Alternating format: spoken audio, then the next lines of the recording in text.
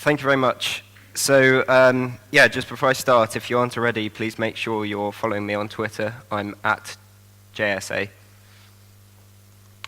So, I'm going to get straight into it. What does your computer room look like at school? Something like this? Ugh. Or something like this? Slightly better. Or perhaps this kind of setup. Still shabby. So let's rewind slightly. In 2011, I wanted to learn how to develop iPhone apps. I'd had a bit of prior experience working with HTML, CSS, and JavaScript to actually create websites, although nothing like this. Seeing as there was nothing to help me in my school, none of my teachers or parents knew how to code, of course, I went away and Googled how to develop iPhone apps. And sure enough, there were plenty of resources online. So there was Codecademy, Stack Overflow, General Assembly, Apple Developer, and even YouTube was really useful as well. Finding these resources online allowed me to start learning how to code for iOS myself. This then led to the creation of IDHSB in 2011, an iOS app for my school allowing students and staff to check their timetable, the school blog, their own subject documents, the school calendar, and students could even top up their own dinner money from within the app.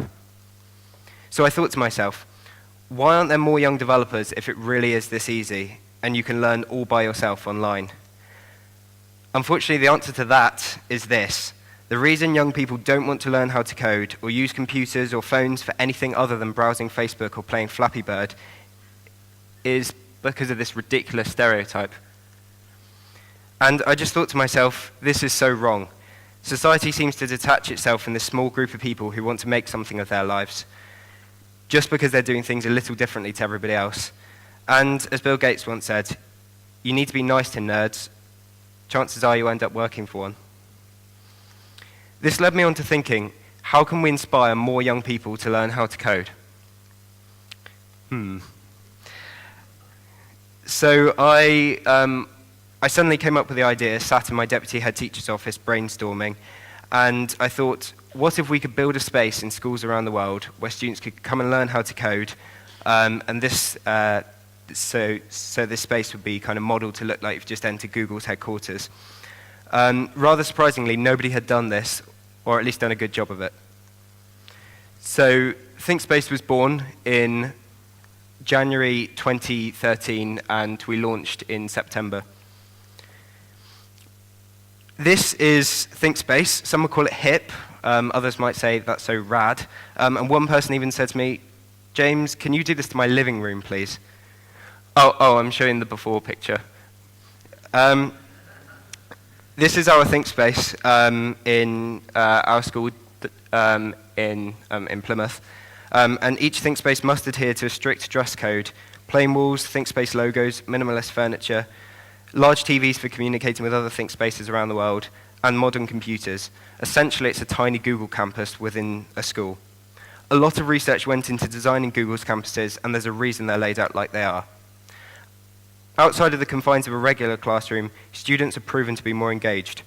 We want to inspire and promote creativity, not hinder it. So we launched Thinkspace here in Northern Ireland last September, and I was lucky enough to present in the Parliament buildings at Stormont. We received praise and advice from a number of politicians and professionals in both the IT and education industries. I'm now going to show you a short video showing some of our students working at the flagship Thinkspace at our school.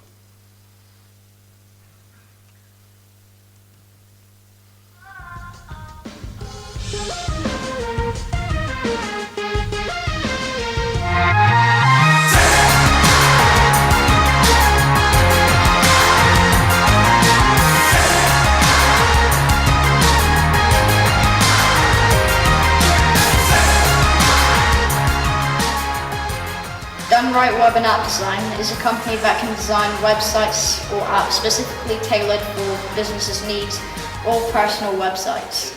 It's brilliant to work in Thinkspace around like-minded people because you can offer advice and support to them and get it in return.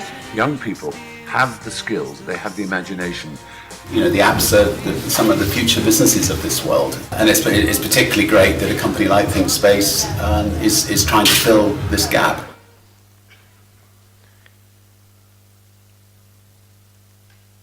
So we received over 100,000 views on our website on launch, over 25,000 views on our launch video, and we received 400 actually more than 400 emails from schools in virtually every country around the world, and we inspired tens of thousands of people to go out there and just do it.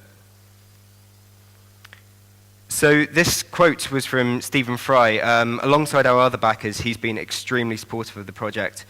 He wrote this quote in our local newspaper, and we're really thankful for all the help and support he's given us. We actually met him in Regent Street last June, and I can confirm that he is as amazing in real life as he is on TV and online. We're now encouraging students like Jonathan Dunn in our flagship Thinkspace in Plymouth to lead their own learning. He's built up his own web and app design business at the age of 14, and this is a picture of him practicing his speech at the Beltech conference earlier this year. When you're a 16-year-old launching your own organization for the first time, you're going to make mistakes, and that's fine. You can only go forward by making mistakes. As long as you learn from them, they can be invaluable to your success. And life is better when you learn to laugh at yourself and move on. I saw this on the internet the other day. So this child had some schoolwork, and they were asked, how would you solve this problem? You fell on the playground and scratched your knee. They wrote, I'd get up and deal with it. So I thought, is this an entrepreneur in the making? Last year we had the pleasure of meeting one of our backers, Richard Branson, in person for breakfast at a Virgin event. He gave us lots of advice, and we were even lucky enough to film a short interview with him, as you saw in the video a moment ago. However, this wasn't a pre-organized meeting. We saw a tuft of blonde hair sticking up about 20 meters away from us, so to check it was Richard, I took out my camera and attached the zoom lens to it to focus in on him. And it was indeed Richard, so we rushed over to him, much to his PA's dismay. 16 years ago, in 1997, most 16-year-olds were still learning the difference between a verb and a noun. Now, in the 21st century, the 16-year-olds are the ones innovating and pushing the internet forwards. Here's just some of the cool things that happened in 1997. Although, as you'll notice, none of them were done by 16-year-olds, or at least anywhere near the age of 16. So the web host giant GoDaddy was founded in 1997, Yahoo Mail was founded, and Netflix as well, which I'm sure many of you will be aware of. So right now, in 2014, 16 years have passed, and Summerlee was acquired only last year for an estimated $30 million. That was founded by 17-year-old Nick, who is now working for Yahoo. Also, Jamal Edwards launched SBTV at the age of 16. That's now valued at, I think, £7 million, the last time I checked.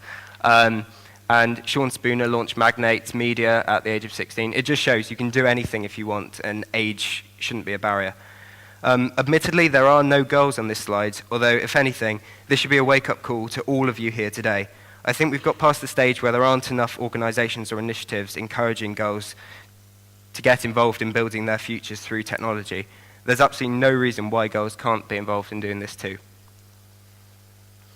One of the biggest things I've learned over the past year is that so many entrepreneurs and coders have a vision, and they believe in it so strongly that they only have one goal, simply to get to the end. Well, what do you do when you get to that point? I think the best part about building Thinkspace for me was the journey. We certainly had a blast. Also, know when to break rules. A Florida-bound flight is traveling at 560 miles per hour when the pilots begin to notice smoke pouring into the cockpit. This is one of the most terrifying emergencies a pilot can face on a flight. They don't know the cause of the smoke, and they don't know if it's contained or it's going to spread out of control quickly. So the pilot radioed into air traffic control, saying, "I need to descend immediately.